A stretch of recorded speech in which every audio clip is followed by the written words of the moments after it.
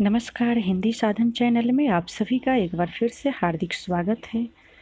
आज के इस वीडियो में फरवरी 2016 में सीटेट के परीक्षा में पूछे गए जो सामाजिक अध्ययन के प्रश्न हैं, उन 60 प्रश्नों को लेकर मैं उपस्थित हुई हूँ। आशा है कि यह वीडियो आने वाली परीक्षाओं के लिए अत्यंत ही लाभकारी सिद्ध होगा। तो चले हम इस वीडियो को शुरू करते हैं। पहला प्रश्न है प्रश्न संख्या 31।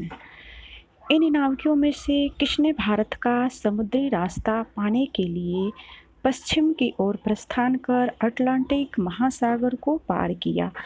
ऑप्शन है वास्को द गामा, जुयन जंग, क्रिस्टोफर कोलंबस, फाजियन। ऑप्शन तीसरा सही हो जाएगा। अगला प्रश्न है प्रश्न संख्या 32। निम्नलिखित राजवंशों में से किसने अपने अभिलेखों में मलयालम भाषा एवं लिपि का प्रयोग प्रारंभ किया था? ऑप्शन है चोल, कुषाण, चेर, पांड्य। ऑप्शन तीसरा सही हो जाएगा, चेर। अगला प्रश्न है प्रश्न संख्या 33। 1906 में हुए संग्राम संगमा के विद्रोह का कारण था? ऑप्शन है अंग्रेजों द्वारा निर्धारित व्यापार की असमान भेदकारी शर्तों के विरुद्ध बंगाल में मुस्लिम व्यापारियों का उठ खड़ा होना, नील के बागान मालिकों के विरुद्ध चंपारण में किसानों ने विद्रोह किया, गुजरात में पाटीदार किसानों का अंग्रेजों द्वारा थोपे गए भारी लगान के खिलाफ विद्रोह, असम में आदिवासी समूहों द्वारा किया गया औपनिवेशिक विरोध। यहाँ पे ऑप्शन चौथा सही हो जाएगा। अगला प्रश्न है ब्रिटिश सरकार ने सन 1927 में भारत में अपनी अगुवाई में साइमन कमीशन भेजा, जिसका विरोध किया गया क्योंकि? ऑप्शन है इस आयोग में कोई भारतीय प्रतिनिधित्व नहीं था, इसमें केवल अंग्रेजी पढ़े लिखे लोग भारतीयों के प्रतिनिधि में शामिल किया था, इस आयोग में अंग्रेजी की अपेक्षा भारतीय प्रतिनिधियों की संख्या न के बराबर थी, इसमें कोई भी जातीय महिला प्रतिनिधि नहीं थी। ऑप्शन पहला सही हो जाएगा, इस आयोग में कोई भारतीय प्रतिनिधि नहीं था। अगला प्रश्न है निम्नलिखित के सही जोड़े बनाइए। यहाँ पे देखेंगे आंदोलन, संगठन और सुधारक। इसमें दिया हुआ है ब्रह्मा समाज, इसके जो सुधारक थे वे केशव चंद्र सेन थे। युवा बंगाल आंदोलन, इसके सुधारक हेनरी लुइन विवियन डिरोजियो थे। रामकृष्ण मिशन, स्वामी विवेकानंद। अलीगढ़ आंदोलन, सैयद अहमद खां। तो यहाँ पे आप ऑप्शन देख सकते हैं, ऑप्शन में 1 2 3 4 दिया हुआ है। यहाँ पे देखेंगे कौन सा ऑप्शन सही है। ऑप्शन पहला सही हो जाएगा। आप वीडियो को पॉज करके भी देख सकते हैं। अगला प्रश्न है वयोवृद्ध गांधीवादी नेता पोट्टी श्रीरामल्लू निम्नलिखित राज्यों में से किसे बनाने के लिए सन 1952 में भूख हड़ताल पर बैठे थे? ऑप्शन है तमिलनाडु, तेलंगाना, केरल, आंध्र प्रदेश। ऑप्शन चौथा सही हो जाएगा, आंध्र प्रदेश। अगला प्रश्न है वहादत-ए दीन अर्थात सभी धर्मों की बुनियादी एकता के हिमायती इनमें से कौन थे? ऑप्शन है मौलाना आज़ाद, ये तीसरा ऑप्शन है। पहला ऑप्शन है मोहम्मद अली जिन्ना, दूसरा है बाजी मोहम्मद, तीसरा है मौलाना आज़ाद। ऑप्शन चौथा है सैयद अहमद खां। तो यहाँ पे आपका तीसरा ऑप्शन सही हो जाएगा, मौलाना आज़ाद। अगला प्रश्न है भारत के लगभग मध्य भाग से होकर गुजरने वाले प्रमुख अक्षांश है। ऑप्शन है भूमध्य रेखा, आर्कटिक वृत्त, मकर रेखा, कर्क रेखा। ऑप्शन चौथा सही हो जाएगा, कर्क रेखा। अगला प्रश्न है निम्नलिखित में से कौन सी पृथ्वी दिन की परिभाषा है? ऑप्शन है पृथ्वी की गति जो सूर्य के चारों ओर कक्ष में होती है, वे दिन जिस पर पूरी पृथ्वी का दिन और रात बराबर होते हैं, देशांतर के मध्य की दूरियाँ, चौथा ऑप्शन है पृथ्वी का अपने अक्ष पर एक चक्कर पूरा करने में लगा समय। तो यहाँ पे ऑप्शन चौथा सही हो जाएगा, पृथ्वी का अपने अक्ष पर एक चक्कर पूरा करने में लगा समय। अगला प्रश्न है निम्नलिखित के सही सही जोड़े बनाइए। यहाँ पे आप देख सकते हैं वनस्पति के प्रकार और पौधे की प्रजातियाँ दिया हुआ है, इनके सही जोड़े को मिलान करना है। उष्णकटिबंधीय वर्षा वन, ऑप्शन तीसरा महोगनी उष्णकटिबंधीय पतझर वन, ऑप्शन चौथा शाल कंटीली झाड़ियाँ बबूल मैग्रोवा वन सुंदरी। यहाँ पे आप ऑप्शन देख रहे हैं, ऑप्शन पहला सही हो जाएगा। अगला प्रश्न है प्रश्न संख्या 41। मैत्री और दक्षिण गंगोत्री नामक भारत के शोध संस्थान निम्नलिखित महाद्वीपों में से कहाँ स्थिर है। ऑप्शन है Australia, Europe, Africa, Antarctica. Option चौथा सही हो जाएगा अंटार्कटिका। अगला प्रश्न है महासागरीय धाराओं के संबंध में नीचे दिए गए दोनों कथनों ए और बी पर विचार कीजिए तथा सही उत्तर का चयन कीजिए। ए है क्वेश्चन, गर्म महासागरीय धाराएं भूमध्य रेखा के निकट उत्पन्न होती है और ध्रुवों की ओर प्रवाहित होती है। बी है शीत ठंडी महासागरीय धाराएं निम्न अक्षांशों से उच्च अक्षांशों का जल ले जाती है। ऑप्शन ए सही और बी गलत, ए और बी दोनों गलत, ए और बी दोनों सही, ए गलत और बी सही। यहाँ पर ऑप्शन पहला सही हो जाएगा, ए सही है और बी गलत है। अगला प्रश्न है ऋतु प्रवास से अभिप्राय है लोगों की अपनी आजीविका के लिए ऋतुवत गतिशीलता, फसल कटाई की अवधि के दौरान श्रम शक्ति का नगर से गांव की ओर प्रवसन, नए चारागाहों की खोज में अपने पशुधन के साथ लोगों की ऋतुवत गतिशीलता, वन प्राणियों की ऋतुवत गतिशीलता। ऑप्शन तीसरा सही हो जाएगा, नए चारागाहों की खोज में अपने पशुधन के साथ लोगों की ऋतुवत गतिशीलता।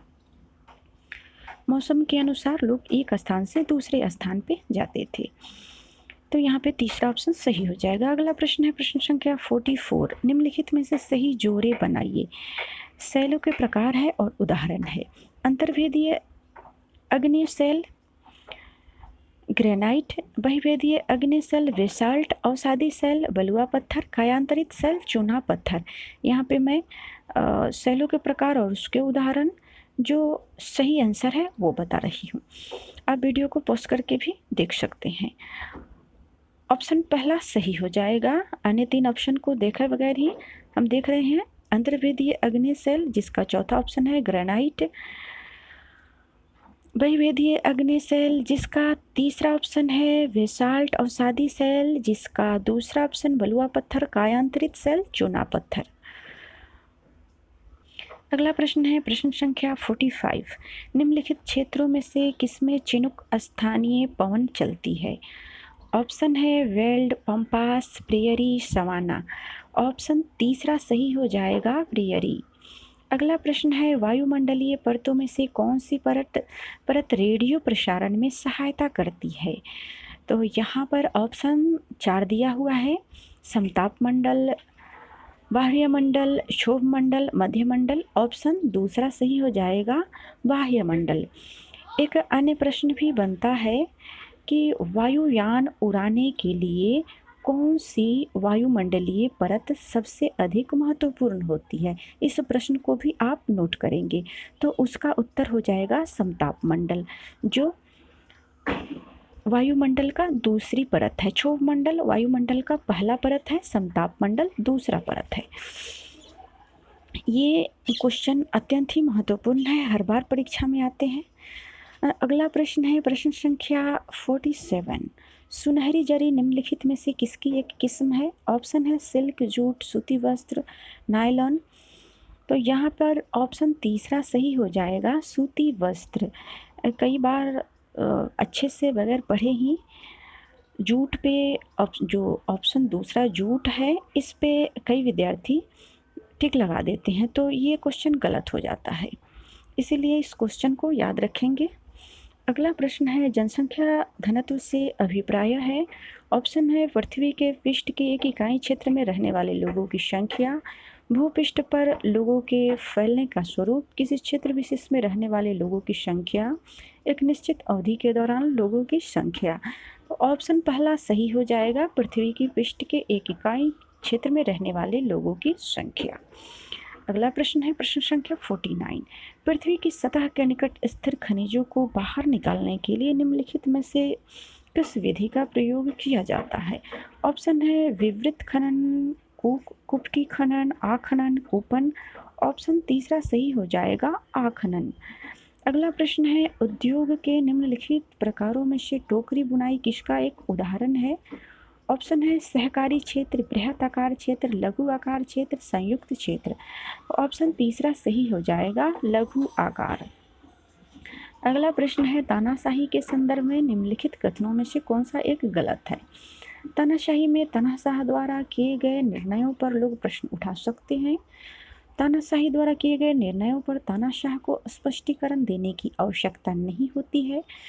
तानाशाही में तानाशाह द्वारा किए गए निर्णयों पर लोग प्रश्न कर सकते हैं।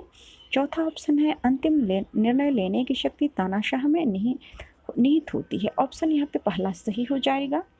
अगला प्रश्न है कृष्णराज सागर बांध निम्नलिखित नदियों में से किस पर बनाया गया है? ऑप्शन है महानदी, कावेरी, गोदावरी, कृष्णा। ऑप्शन दूसरा सही हो जाएगा कावेरी। अगला प्रश्न है हिंदू उत्तराधिकार संशोधन अधिनियम 2005 मृतक पिता की संपत्ति में समान अधिकार प्रदान करता है। ऑप्शन है पुत्री पुत्रियों, पुत्र पुत्रों तथा भाई भाइयों को, पत्नी पुत्री पुत्रियों तथा बहन बहनों को, पत्नी पुत्र पुत्रों तथा पुत्री पुत्रियों को। तो ऑप्शन यहाँ पर तीसरा ऑप्शन सही हो जाएगा। अगला प्रश्न है भारतीय राष्ट्रीय राज्य का वर्णन करने के लिए विविधता में एकता मुहावरा इन राष्ट्रीय नेताओं में से किसने दिया था? ऑप्शन है महात्मा गांधी, बाल गंगाधर तिलक, सरदार वल्लभ भाई पटेल, पंडित जवाहरलाल नेहरू।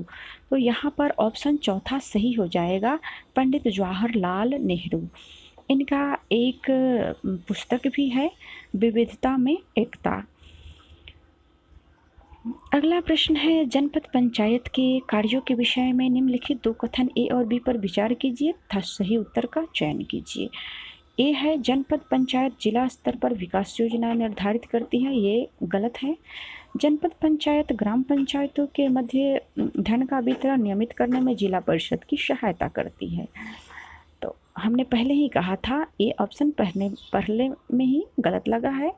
हम इसको जैसे ही पढ़े तो यहाँ पे दिखा गया है कि पंचायत या जनपद पंचायत जिला स्तर पर विकास योजना निर्धारित करती है, तो यही ये गलत हो जाता है ये ऑप्शन।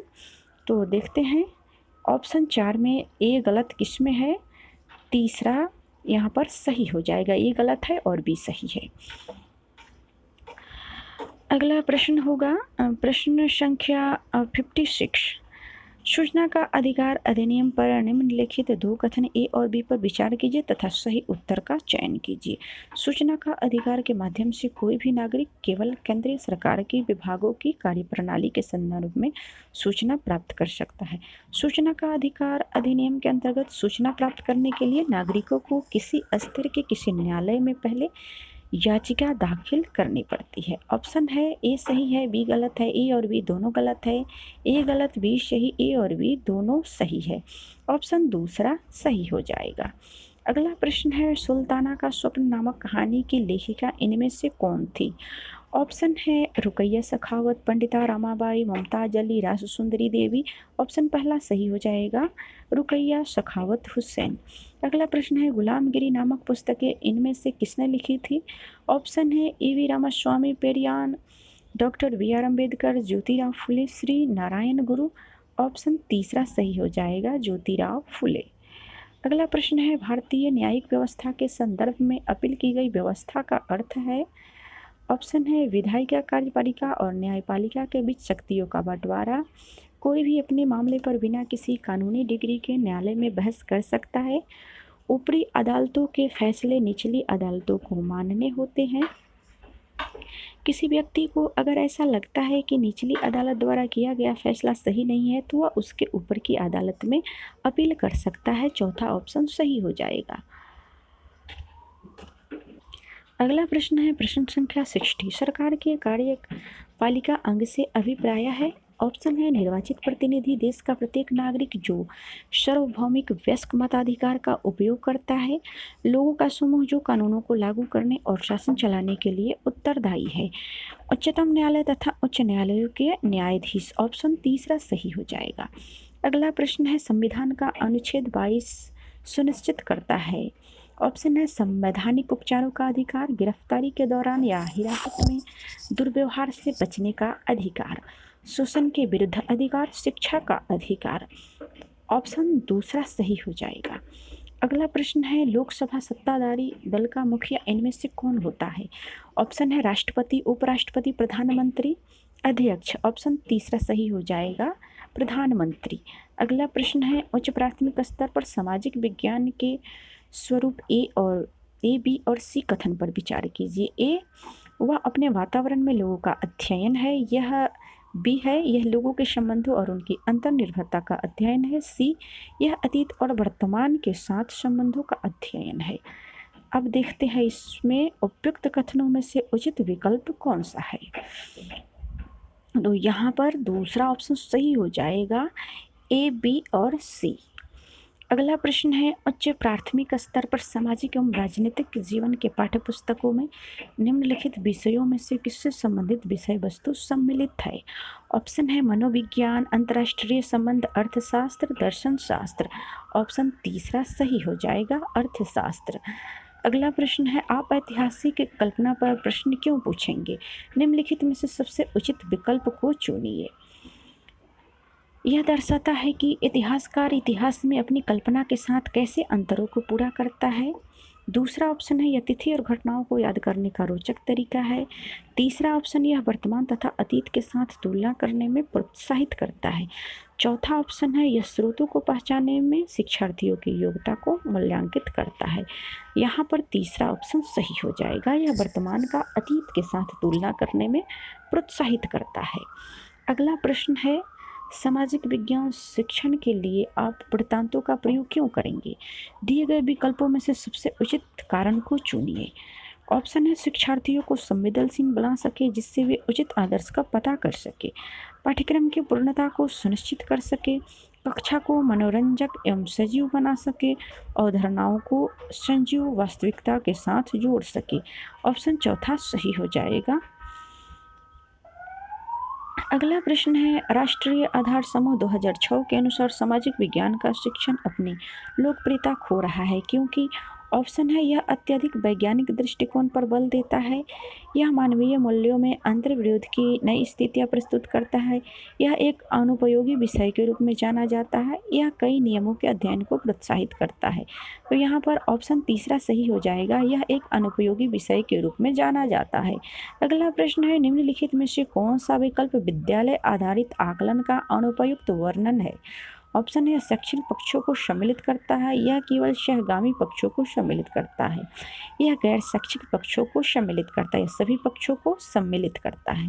तो यहाँ पर ऑप्शन दूसरा सही हो जाएगा।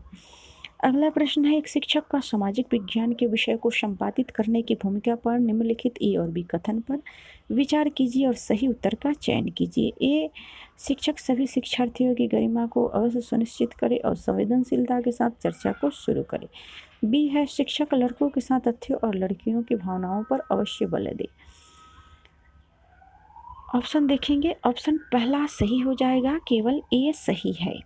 अगला प्रश्न है सामाजिक विज्ञान का अध्ययन वैज्ञानिक क्यों है।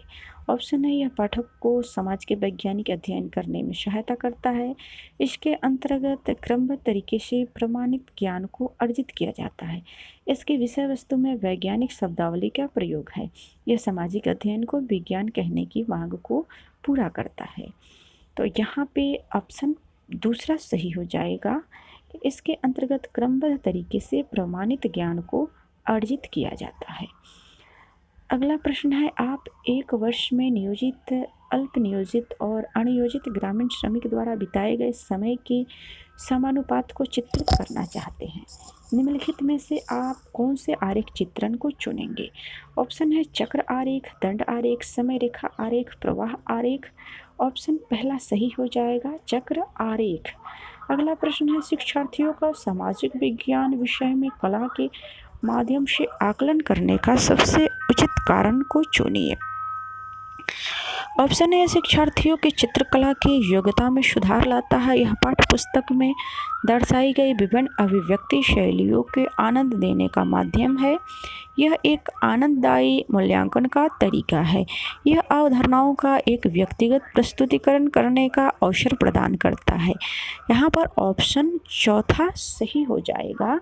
यह अवधारणाओं का एक व्यक्तिगत प्रस्तुतिकरण करने का अवसर प्रदान करता है।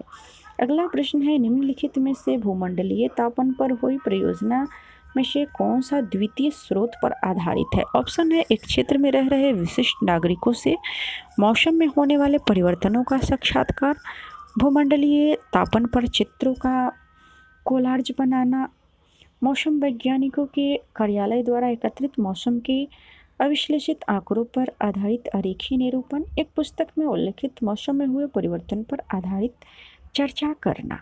ऑप्शन तीसरा सही हो जाएगा। अगला प्रश्न है, एक शिक्षक शिक्षार्थियों को कुछ मानदंड देते हैं और कहते हैं कि वे उन पर आधारित अपनी परियोजना का आकलन करें। निम्नलिखित में से कौन से आकलन के तरीकों का प्रयोग शिक्षक द्वारा किया गया है। ऑप्शन है, समकक्षी आकलन, रचनात्मक आकलन, स्व आकलन, संकलनात्मक आकलन। ऑप्शन चौथा सही हो जाएगा। अगला प्रश्न है, नागरिक शास्त्र की नामावली में राष्ट्रीय पाठ्य चर्चा की रूपरेखा एनसीएफ 2005 ने बदलाव का क्या सुझाव दिया। ऑप्शन है, इतिहास, भूगोल, सामाजिक और राजनीतिक जीवन, अर्थशास्त्र। ऑप्शन तीसरा सही हो जाएगा। अगला प्रश्न है, निम्नलिखित में से उच्च प्राथमिक स्तर पर सामाजिक विज्ञान में के कक्षा कक्ष में आप किस मूल पर सबसे कम बल देंगे। ऑप्शन है, प्रतियोगात्मकता, सहयोग, वैज्ञानिक दृष्टिकोण, समानता। ऑप्शन पहला सही हो जाएगा, प्रतियोगात्मकता। अगला प्रश्न है, शिक्षार्थियों के संकलनात्मक आकलन का उद्देश्य क्या है।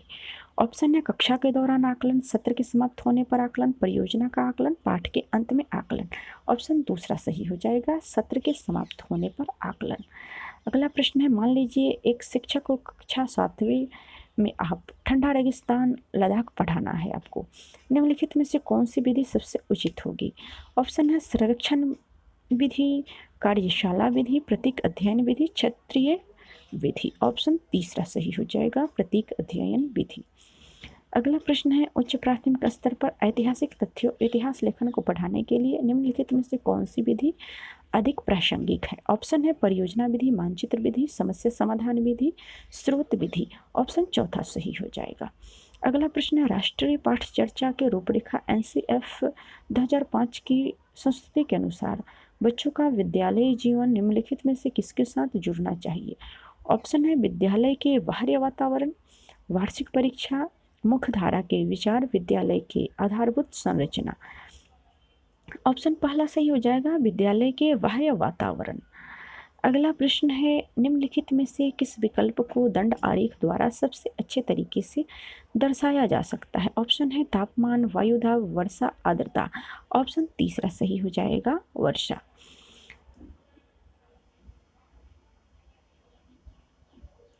अगला प्रश्न है, प्रश्न संख्या 82, लोकतांत्रिक संस्थानों की समझ को विकसित करने में के लिए निम्नलिखित में से सबसे उचित पाठ्यक्रम संबंधी उपागम को चुनिए। ऑप्शन है, आदर्श स्थितियों को दर्शाना, वास्तविक स्थितियों के साथ आदर्श स्थितियों के उदाहरणों को प्रस्तुत करना। तीसरा ऑप्शन है, मुख्य रूप से अंतरराष्ट्रीय उदाहरणों को प्रस्तुत करना। चौथा ऑप्शन है, शिक्षार्थियों को कठोर वास्तविक स्थितियों से परिचित कराना। यहाँ पर ऑप्शन दूसरा सही हो जाएगा, वास्तविक स्थितियों के साथ आदर्श स्थिति के उदाहरणों को प्रस्तुत करना। अगला प्रश्न है, प्रश्न संख्या 83, गणितज्ञ तथा खगोल शास्त्री आर्यभट्ट ने आर्यभट्टियम नामक पुस्तक निम्नलिखित भाषाओं में से किसमें लिखी थी। ऑप्शन है, हिंदी, प्राकृत, पाली, संस्कृत। ऑप्शन चौथा सही हो जाएगा, संस्कृत। अगला प्रश्न है, निम्नलिखित स्तूपों में से किस एक को उस स्थान के रूप में चिन्हित किया गया है जहां बुद्ध ने पहली बार उपदेश दिया था। ऑप्शन है, सारनाथ, बोधगया, सांची, थोटला कोंडा। ऑप्शन पहला सही हो जाएगा, सारनाथ।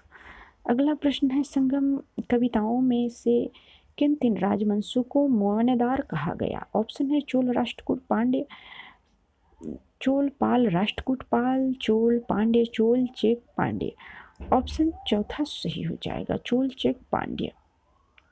अगला प्रश्न है, रामपुरवा में मिला उत्कृष्ट पॉलिश वाले पत्थर पर बना सांड जिसे एक राष्ट्रपति अब राष्ट्रपति भवन में रखा गया है, इनमें से किसके शासनकाल में बनाया गया था? ऑप्शन है मौर्य, पांड्य, चोल, कुषाण। ऑप्शन पहला सही हो जाएगा, मौर्य शासनकाल में यह जो उत्कृष्ट पॉलिश वाले पत्थर पर बना सांड है जिसे अब राष्ट्रपति भवन में रखा गया है, यह उसी शासनकाल के समय का है, मौर्य शासनकाल। अगला प्रश्न है, विशिष्टता द्वैत के सिद्धांत को इनमें से किसने विचारार्थ प्रस्तुत किया? ऑप्शन है शंकर, अल्लमा प्रभु, रामानुज, बशनवा। ऑप्शन तीसरा सही हो जाएगा, रामानुज। अगला प्रश्न है, अभिलेखागार वह स्थान है जहाँ ऑप्शन है खुदाई में पाई गए मूर्तियों को रखा गया, पुरातत्वों द्वारा प्राप्त किए गए पत्थर और ईंटों से बनी इमारतों के अवशेषों को रखा गया, ऐतिहासिक पांडुलिपियों तथा दस्तावेजों को रखा जाता है, खुदाई में मार गई पशुओं और पक्षियों की हड्डियों को रखा जाता है। तो यहाँ पर ऑप्शन तीसरा सही हो जाएगा। अगला प्रश्न है, प्रश्न संख्या 89। 12वीं शताब्दी के मध्य कर्नाटक में प्रारंभ हुए वीर शैव आंदोलन के संदर्भ में निम्नलिखित कथनों में से कौन सा एक सही है? ऑप्शन है यह नामदेव और उनके साथियों द्वारा किया गया है। दूसरा ऑप्शन है इसने जाति और नारी के प्रति व्यवहार के बारे में ब्राह्मणवादी विचारधारा के विरुद्ध तर्क दिया। तीसरा ऑप्शन है इसने विठल की पूजा पर बल दिया। चौथा ऑप्शन है यह सभी प्रकार के कर्मकांड का विरोधी था परंतु मूर्ति पूजा को बढ़ावा दिया। ऑप्शन दूसरा सही हो जाएगा। अगला प्रश्न है प्रश्न संख्या 90। ये अंतिम प्रश्न भी है। दिल्ली की आरंभिक सल्तनत के समय में बंदगा के बारे में निम्नलिखित दो कथन ए और बी पर विचार कीजिए तथा सही उत्तर का चयन कीजिए। बांदगा विशेष गुलाम थे जिन्हें सैनिक सेवा के लिए खरीदा जाता था। उन्हें राज्य के बहुत से महत्वपूर्ण राजनीतिक पदों पर काम करने के लिए बड़ी सावधानी से प्रशिक्षित किया जाता था। दूसरा है बांदगा पूरी तरह अपने मालिकों पर निर्भर होते थे, इसीलिए सुल्तान उन पर विश्वास करते थे और वे पूरी तरह से उन पर निर्भर हो जाते थे। अगला प्रश्न का जो ऑप्शन दिया है, ए गलत है, बी सही है, ए सही है, बी गलत है, ए और बी दोनों सही है, ए और बी दोनों गलत है। तो यहाँ पर तीसरा ऑप्शन सही हो जाएगा, ए और बी दोनों सही है। तो आज के लिए इस वीडियो में इतना ही। अगले वीडियो में मिलते हैं, तब तक के लिए वीडियो देखने के लिए आप सभी को बहुत बहुत धन्यवाद। वीडियो पसंद आए तो इसे लाइक और शेयर अवश्य करें ताकि अन्य लोग भी इसे लाभ उठा सकें।